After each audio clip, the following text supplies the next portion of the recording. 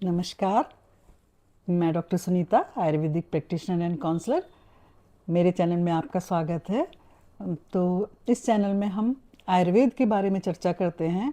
आयुर्वेद हमारे लिए कितना महत्वपूर्ण है और आयुर्वेद में क्या क्या खजाना छुपा है जो जिसे हम नहीं जानते। तो आज हम बात करेंगे रसायन के बारे में। रसायन क्या है? शरीर को दृढ़ बनाने के लिए, मजबूत बनाने के लिए, युवा बनाने के लिए और बीमारियों से रोग मुक्त रखने के लिए, बीमारी ना हो शरीर में, उसके लिए एक प्रकार की कुछ औषधियाँ होती हैं, कुछ क्रियाएं होती हैं और कुछ भोजन की व्यवस्था होती है।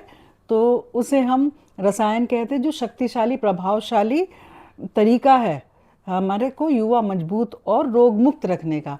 तो आज हम बात करेंगे इस ब्लॉग में रसायन के बारे में। तो रसायन है क्या, इसके कितने प्रकार हैं, कौन कौन सी औषधियाँ इसमें आती हैं और हमारे रोज़मर्रा के जीवन में हम कौन कौन सा रसायन यूज कर सकते हैं और रसायन से हमें क्या क्या लाभ होते हैं। चलिए शुरू करते हैं हम अपने ब्लॉग को। नमस्कार। अगर आप अपने आप को बहुत ज़्यादा स्ट्रॉन्ग इम्यूनिटी वाला देखना चाहते हैं, एंटी एजिंग इफ़ेक्ट इसके देखना चाहते हैं और माइंड का रिलैक्सेशन चाहते हैं, तो मेरी वीडियो आप ज़रूर देखिएगा एंड तक। और एंड में मैं बताऊंगी कि हम कैसे अपनी इम्यूनिटी को मजबूत कर सकते हैं और कैसे हम हमेशा के लिए जवान हो सकते हैं। तो इस वीडियो को शुरू से लेकर आखिर तक ज़रूर देखिए। तो रसायन है क्या? आयुर्वेद में रसायन किसको कहा गया है?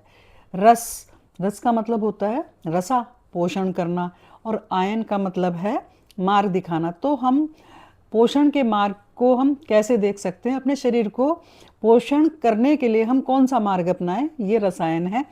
तो पोषण जो हमारे शरीर को, पूरे सिस्टम को ऊर्जा देता है और नया जीवन हमें देता है, वो है रसायन। तो रसायन के प्रकार कितने हैं, आज हम जानेंगे कि रसायन है क्या और रसायन के प्रकार कितने हैं।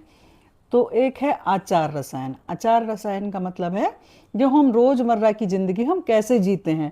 तो रोज़मर्रा की ज़िंदगी में हम खाते हैं, पीते हैं, सोते हैं, उठते हैं, बैठते हैं, काम करते हैं अपने। तो हमें क्या करना चाहिए और कैसे सिस्टम से हमें चलना चाहिए। तो हमें क्या है, सबसे पहले हमारी नींद, आहार, निद्रा और ब्रह्मचर्य, तीन हमारे स्तंभ हैं शरीर के। तो सबसे प्रथम जो है नींद। नींद हमें अच्छी आनी चाहिए। दूसरा, सत्संग, अच्छे लोगों का संग, सकारात्मक सोच रखना। और दिनचर्या, दिनचर्या ऋतुचर्या, दिन भर में हमें समय से खाना, समय से सोना, ये दिनचर्या होगी। ऋतुचर्या, किस ऋतु में हमें क्या खाना है, क्या नहीं खाना है, ये ऋतुचर्या हो गई, इसके बारे में हम जानते हैं। और ध्यान और प्राणायाम।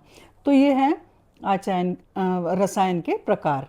तो क्या हो गया, आचार रसायन में हमारी अच्छी नींद हो गई, सत्संग मतलब सकारात्मक सोच हो गया, सात्विक भोजन हो गया, दिनचर्या ऋतुचर्या हो गई, और ध्यान और प्राणायाम, ये हमारा हो गया आचार रसायन। और दूसरा होता है द्रव्य रसायन। द्रव्य हम कौन कौन सी औषध, आंवला, अश्वगंधा, शिलाजीत, गिलोय, हरितकी और ब्राह्मी, च्यवनप्राश, ये सारी जो हैं रसायन के द्रव्य हैं, ये हैं द्रव्य रसायन। तो ऐसी जड़ी बूटियाँ जो हमारी इम्यूनिटी सिस्टम को मजबूत करती हैं, हमारे मेटाबॉलिज्म को बूस्ट करती हैं, हमारे समस्त धातुओं, रस, रक्त, मांस, मेद, अस्थि, मज्जा, इनको अच्छे से बढ़ाती हैं और अंत में ओज को प्राप्त होती हैं। तो ये जो रसायन है ये हमारी सभी धातुओं को पोषण करता है, हमारी अग्नि को मजबूत करता है और आँख में क्लैरिटी रहती है, हमारा जो शरीर है वो अच्छा रहता है, माइंड रिलैक्स रहता है। तो इसके लाभ क्या क्या हो सकते हैं, रसायन के लाभ हमें कैसे शरीर में मिलते हैं, इसके बारे में बात करेंगे। जो हमारी जो कोशिकाएं हैं या सेल्स हैं, वो सब टूटती हैं, बनती हैं, टूटती हैं, बनती है, तो उनका निर्माण अच्छे से होना। हेल्थ सेल जो हमारी होती हैं वो अच्छे से बनती हैं, टूटती हैं तो बनती भी हैं, और हमारी इम्यूनिटी बढ़ती है, जिससे बार बार हमें सर्दी, जुखाम, बुखार, मौसम की बीमारियां या लंबी कोई बीमारी नहीं होती है। और नेचुरल एजिंग एजेंट है, मतलब एज को जो बढ़ रही है हमारी, उसको बढ़ती तो है लेकिन हमारे चेहरे से, हमारे व्यवहार से, हमारे चाल चलन से या हमारी शक्ति से हम किसी को ऐसा महसूस नहीं होता, हमें खुद भी महसूस नहीं होता कि हमारी एज इतनी हो गई है। और हमें क्या होता है, मानसिक शांति मिलती है, मन हमारा शांत रहता है। जब मन शांत रहता है तो हमें कोई भी ऐसी बीमारी, मानसिक बीमारी होने का बिल्कुल भी खतरा नहीं रहता है। और मन शांत रहता है तो हमारे काम, हम जो भी कार्य करते हैं उसमें हमारा फोकस अच्छा होता है। और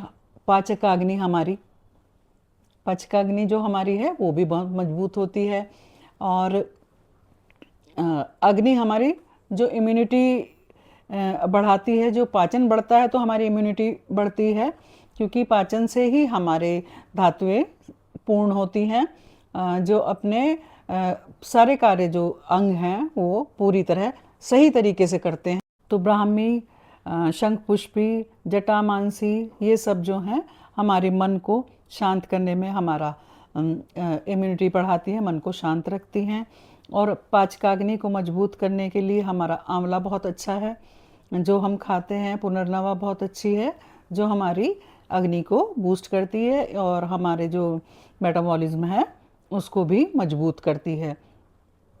छठा जो इसका रसायन का फ़ायदा है वो ये है कि मेल और फीमेल दोनों की इनफर्टिलिटी को दूर करती है और फर्टिलिटी को बढ़ाती है। तो पुरुष और महिलाओं में जो भी ऐसे किसी भी तरह के ऐसे कोई दोष आ जाते हैं तो रसायन के प्रयोग करने से वो सभी दूर हो जाते हैं और प्रजनन शक्ति बढ़ती है। हम जानते हैं कि हम इन रसायन हमें पता चल गया क्या है, क्या क्या हमारे शरीर में करता है, तो हम इसे प्रयोग कैसे करेंगे।